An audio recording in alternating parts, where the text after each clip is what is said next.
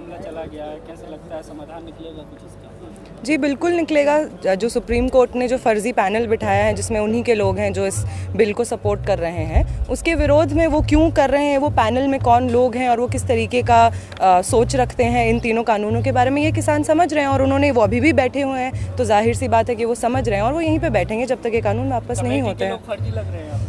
ये हम तो नहीं कह रहे हैं, जो पैनल में जो लोग हैं वो किस तरीके से बात करते हैं किसानों के इन तीनों बिल्स के बारे में, और पहले भी उनकी किस तरीके की विचारधारा रही है कॉरपोरेट, जब खेती को लेकर जो कॉरपोरेट उसका कॉरपोरेटाइजेशन किया हुआ है उसको लेकर, जब पूरा किसान देश का इस तरफ आ रहा था प्रोटेस्ट करने के लिए, तब भी उसका सपोर्ट कर रहे थे। वो कह रहे थे कि उनको तो बहलाया फुसलाया गया है। जो अशोक गुलाटी हैं वो कह रहे थे कि नहीं, ये तो ऑपोजिशन ने मिसलीड किया है। तो जाहिर सी बात है, जो आप ऑलरेडी जो 4 लोग जिनका ऑलरेडी एक मत बना हुआ है इन तीनों कानूनों को लेकर, उनको एक आप कमेटी में इसीलिए डाल रहे हैं ताकि वो बाकी जो किसान है उनको भी ये बोल सके कि नहीं नहीं, आपका तो भला हो रहा है। तो और ये बात किसान समझते हैं। सरकार के द्वारा कंप्रोमाइजेशन नहीं हो पा रहा है, तो अब सुप्रीम कोर्ट द्वारा बिल्कुल सरकार की बात, सरकार के तो चेहरे साफ जानते हैं किसान, इसलिए सरकार ने एक और फ्रंट खड़ा कर दिया है कि अच्छा हमसे तो मान नहीं रहे, हम चोर हैं, ये पहचान चुके हैं, तो ये जो कमेटी पैनल बैठा है इसी से इनसे झूठ बुलवाते हैं, वही कर रहे हैं वो, और किसान जान रहे हैं। सुप्रीम कोर्ट की मानी जाए तो उनके साथ कमेटी के साथ जाना चाहिए,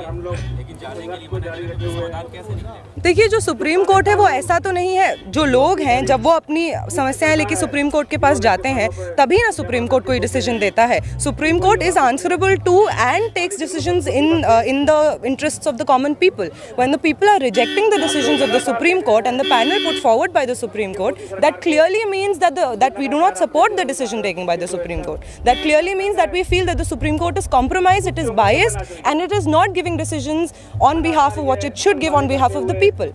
तो यही है। आप लोग कब से यहाँ पर हैं स्टूडेंट्स, की तैयारी है? देखिए, जब ये मार्च शुरू हुआ था 45 दिन से ऊपर हो गया है, ठीक है, और हम लोग यहाँ पे ऑलरेडी आंदोलन यहाँ दिल्ली में चल रहा था इस बिल को लेकर, और हम लोगों को पता चला कि जो हमारे किसान साथी हैं जो हरियाणा पंजाब में आंदोलन कर रहे हैं वो लोग दिल्ली की तरफ बढ़ रहे हैं। और पहले दिन से हम लोग किसानों के समर्थन में है यहाँ पे, चाहे आप सिंगू बॉर्डर जाइए, आप टीकरी जाइए, आज आप गाजीपुर पे है, और हम लोग एकदम साफ तौर पर कह रहे हैं कि किसानों की जो डिमांड है कि इन काले कानूनों को वापस लिया जाए, उस डिमांड को माना जाए। और अपनी तरफ से एक छात्र होने के नाते, देश के नागरिक होने के नाते हम लोग यहाँ उनकी सहायता करने आए हैं। हम लोगों ने यहाँ पे लाइब्रेरी लगाई है, आप देख सकते हैं। लाइब्रेरीज में आप देखेंगे तो भगत सिंह, अंबेडकर के हमने लिटरेचर रखे हैं, क्योंकि हम ये मानते हैं कि ये जो आंदोलन है, ये आंदोलन का एक लेगेसी है।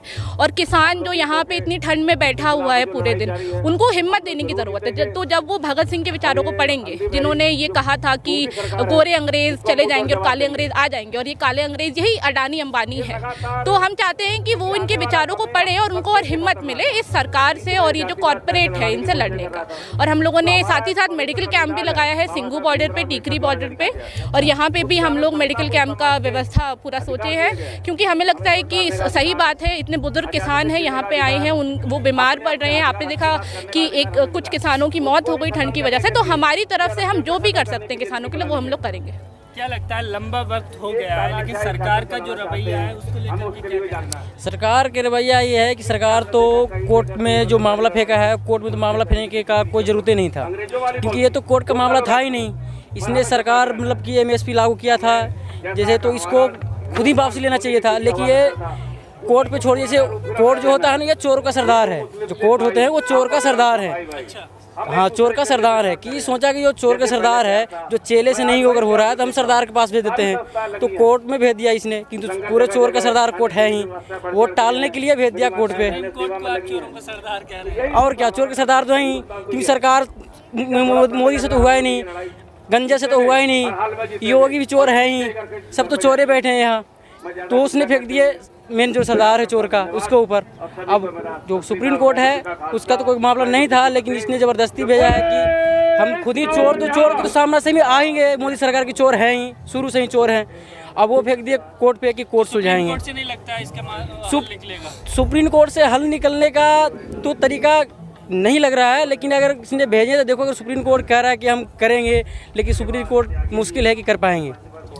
आप लोग किसानों के विरोध का जो समर्थन है वो कर रहे हैं, लेकिन सरकार ये भी कह रही है कि कुछ लोग हमारे जो कानून लेकर आए उसका समर्थन भी कर रहे हैं, तो फिर आप लोग किस तरीके से सोच रहे हैं किसानों के बारे में? देखिए, ये सरकार का हमेशा से रहा है। जितने भी ये कानून लाए हैं, इन लोगों का आता है कि एक किसान आपको कोई दिखेगा बीजेपी के ऐड में, और वो किसान, वो जो एक किसान बीजेपी कह देगी कि हमारा सपोर्ट कर रहा है, वो भाजपा उसको बता देगी कि ये वाला असली किसान है, बाकी वाला किसान नकली किसान है। ये इन्होंने इससे पहले आए CAA कानून के समय भी किया कि खुद ही का एक्टर बिठा के खुद ही का वो चलाए, और उसके बाद बोला ये वाला असली मुसलमान है, बाकी मुसलमान नकली मुसलमान है। तो ये भाजपा का कोशिशें लगातार रही। ये आंदोलन जो देश के सबसे बड़े किसान आंदोलनों में से एक है, जो लेगेसी लेता है तेभागा से, तेलंगाना जैसे बड़े आंदोलनों से, ये किसान आज किसान मूवमेंट का एक लेगेसी यहाँ पर है, और लाखों की संख्या में किसान यहाँ बैठा है। तो भाजपा का जो किसान है, जो भाजपा कह रही है कि ये वाला असली किसान है, वो किसान क्यों नहीं इन लोगों को समझा पा रहा है, अगर ऐसा कुछ है तो? क्योंकि लोग देख रहे हैं इतना बड़ा मास मोबिलाइजेशन, किसान का मोबिलाइजेशन, जिसमें ज़मीन वाले किसान से लेके जो भूमिहीन किसान है वो भी शामिल हो रहा है।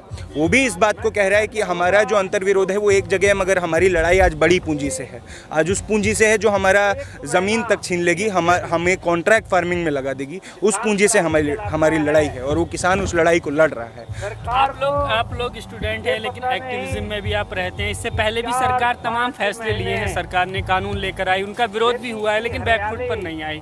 इस आंदोलन को भी काफ़ी लंबा वक्त हो गया है, तो किस तरह से देख रहे हैं, कितना लगता है कि इस पर कुछ निष्कर्ष निकलेगा? देखिए, अब तक भाजपा सरकार जितनी भी जन विरोधियाँ नीति लेके आई है, हम लोग लगातार इस पर संघर्ष किए हैं और लड़ाइयाँ लड़ी हैं हमने। और ये जो आंदोलन है पूरा हम लोग देख पा रहे हैं कि जिस तरह से सरकार ने कहा कि ये हरियाणा और पंजाब के किसानों का आंदोलन है, लेकिन हम अभी पिछले 1-1.5 महीने में देख रहे हैं कि ये अब हरियाणा और पंजाब के किसानों की लड़ाई नहीं है। ये लड़ाई पूरे देश भर में चल रही है, चाहे वो केरला के भीतर हो। अभी बिहार में देखिए अनिश्चितकालीन हड़ताल पे किसान बैठ गए हैं बिहार के भीतर। झारखंड के भीतर लगातार आंदोलन चल रहा है, और उसी तरह ठीक वेस्ट बंगाल में।